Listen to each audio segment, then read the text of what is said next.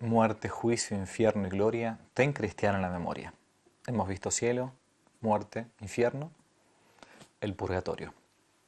Vamos a verlo para que no te la cuenten.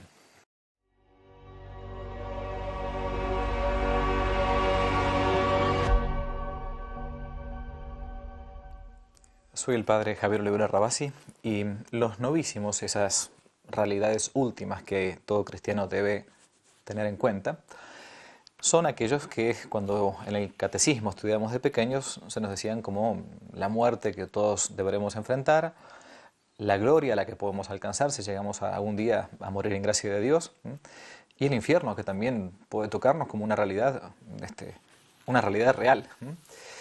Pero hay un estadio intermedio que muchas veces es o puede ser olvidado por los católicos, que es justamente la realidad del purgatorio. Y para eso quería comentar una breve historia acerca de los pastorcitos de Fátima, ¿no? Aquellos tres pastorcitos, Jacinta, Francisco y Lucía, que en el año 1917 tuvieron estas visiones de Nuestra Señora en Fátima.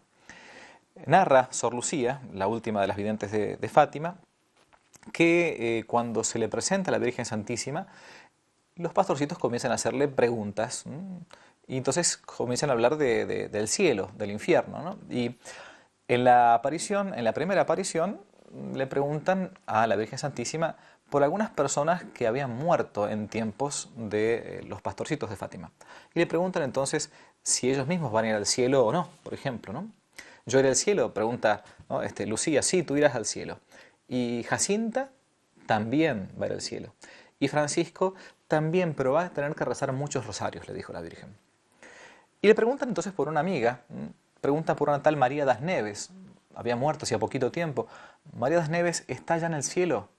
Y la Virgen, mirándolos, les dice, sí, ya está en el cielo. Y preguntan por otra más, ¿y Amelia? Y Sor Lucía dice que la Virgen Santísima, poniendo una cara bastante triste, dice esto: Amelia va a estar en el purgatorio hasta el fin del mundo. Cuando uno escucha esta historia dice, ¿y entonces qué me queda a mí? ¿Por qué? Porque una pastorcita como ellos, ¿no? En 1917, en un pueblito ínfimo, analfabeta, en Fátima, en Portugal, donde no había internet, no había televisión, no había series, no había cosas demasiado indecentes, el mundo estaba más o menos en sintonía todavía con cierto cristianismo. ¿Qué pasó? ¿Qué habrá hecho? Bueno, algunos dicen dos cosas. O bien habrá ocultado algún pecado o habrá hecho un pecado demasiado grave y si bien murió en gracia de Dios no terminó de pagar, de purgar acá en tierra, o entonces si no es que porque quizás el fin del mundo está demasiado cerca. Sea como fuere, la realidad del purgatorio es una realidad que se encuentra en el catecismo. Lo leemos en el Catecismo de la Iglesia Católica entre los números 1030 y 1032, que recoge a su vez los concilios de Florencia y también el concilio de Trento, y dice lo siguiente: los que mueren en gracia de Dios y en la amistad de Dios, pero imperfectamente purificados, aunque están seguros de su eterna salvación, sufren después de su muerte una purificación a fin de obtener la santidad necesaria para entrar en la alegría del cielo. Fin de la cita del Catecismo de la Iglesia Católica. Tiene su razón de ser todo esto. Es decir, aquí en mi vida yo he cometido pecados, me he confesado, es decir, se me ha quitado la culpa, pero la penitencia que el sacerdote da, el cura que da el momento de la confesión, da una penitencia más bien simbólica. La ofensa hecha a Dios, sobre todo en un pecado que es un pecado mortal, un pecado grave, es una ofensa infinita porque es contra un Dios que es infinito y es amor infinito y se ha entregado por mí para salvarme. Es por eso que a lo largo de toda mi vida, en el tiempo que me queda de descuento, es necesario que yo vaya pagando, purgando por aquellos pecados que he cometido. A partir de mis oraciones, sacrificios, ¿no? Cruces que me vienen y entonces aceptarlas con resignación. Cuando uno a los niños de catecismo les enseña esta realidad del purgatorio, es como, me dicen, mira, es como un clavo, que uno clava en una madera, ¿no? Cuando saca con una tenaza, saca el clavo, el agujero queda ahí. Hace falta taparlo. Hemos sacado el clavo, pero queda todavía el daño hecho. Por lo tanto, tengo que ir pagándolo. Bueno, pero ¿dónde está todo esto? ¿De dónde surge? Bueno, obviamente que el catecismo nos trae justamente a partir de la tradición y todo el magisterio de la Iglesia, podemos darnos cuenta de dónde. Si uno va, por ejemplo, al libro de los Macabeos, segundo libro de los Macabeos, al capítulo puntualmente 12, versículo 43, dice que Judas Macabeo, habiendo recogido una colecta que mandó hacer en base a los muertos judíos que habían muerto, que eran fieles, y mandó hacer una colecta a fin de que se ofreciese un sacrificio por los pecados de los difuntos. Y sigue diciendo, pues un pensamiento santo es, y saludable, el rogar por los difuntos a fin de que sean libres de sus pecados. ¿Para qué voy a rezar yo por los muertos? Sino justamente para intentar salvarlos del purgatorio. Esa es la noción que tiene desde el punto de vista del catolicismo el ofrecer la Santa Misa por los difuntos. Hay una fiesta, la conmemoración de los fieles difuntos, que tenemos en el mes de noviembre.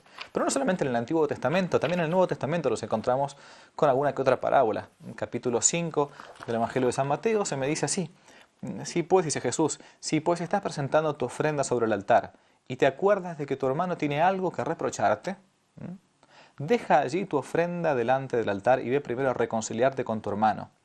Y entonces presenta tu ofrenda. Ponte en paz sin tardar con tu adversario mientras vas con él por el camino.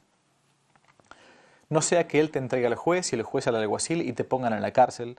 En verdad te digo que no saldrás de allí sin que hayas pagado hasta el último centavo. Otra cita más, así como de corrido. Nos encontramos también con el Evangelio de San Lucas, capítulo 12, versículo 57. ¿Por qué no juzgáis por vosotros mismos lo que es justo? Mientras vas con tu adversario en busca del magistrado, procura en el camino librarte de él, no sea que te arrastre ante el juez, que el juez te entregue al alguacil y que el alguacil te meta en la cárcel.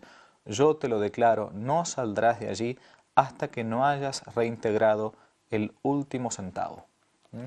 Es decir, nuestro Señor nos muestra que para poder entrar al cielo hace falta tener el alma limpia, tener el vestido de bodas preparado. ¿Qué es el purgatorio entonces? Es aquel estado, aquel lugar donde el alma, una vez separada del cuerpo y no habiendo pagado, no habiendo purgado por toda la pena merecida a sus pecados, después de esta vida y antes de entrar al cielo, deberá pagar.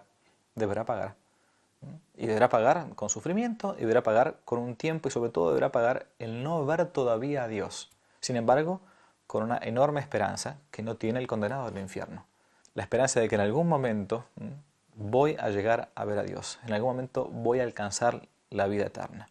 Es por eso que el sufrimiento de un alma en el purgatorio es un sufrimiento imperfecto, porque tiene al menos el consuelo de que después de 10 años, 20 años, 1000 años, lo que cada uno le toque, va a encontrar la felicidad eterna junto a Dios.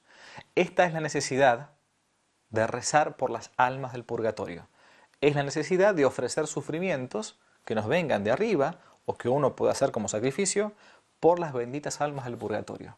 Es el gran negocio de hacerse amigo en esta vida de las almas del purgatorio. Si yo hago con mi sufrimiento, mi oración, mi sacrificio, que un alma del purgatorio alcance antes de tiempo el cielo, descontando el tiempo del purgatorio, entonces una vez que esa alma llegue al cielo, no se va a olvidar de mí, que en su momento la ayudé. Es el gran negocio de la devoción de las almas del purgatorio.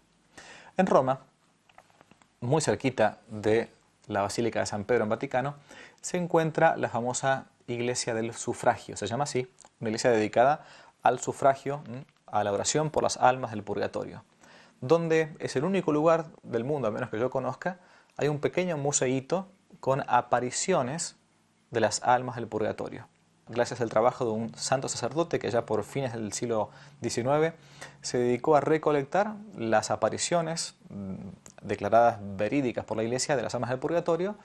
Se puede encontrar todavía en ese pequeño cuartito distintas apariciones de almas del purgatorio a personas que todavía estaban en vida, pidiendo puntualmente para que rezasen por ellas, que ofrecieran sacrificios y quisieran rezar santas misas por las benditas almas del purgatorio. El gran negocio del purgatorio. Intentemos pagar de antemano aquí en la tierra, aprovechando los sufrimientos, tratando de gozar de alguna indulgencia plenaria cuando nos llegue el momento de que nos toca por una solemnidad o por rezar el Santo Rosario. Más vale llegar al cielo sin escalas y no con escalas intermedias. Que Dios los bendiga y que no te la cuenten. Si le gustó el video, no olvide darle me gusta, suscribirse, activar la campanita y comentar. Para nuevos temas pueden dejarlo aquí abajo como sugerencia en los comentarios. Y también pueden seguirnos en nuestro sitio web donde tocamos temas de actualidad, de apologética y de formación. Dios los bendiga, que no te la cuenten.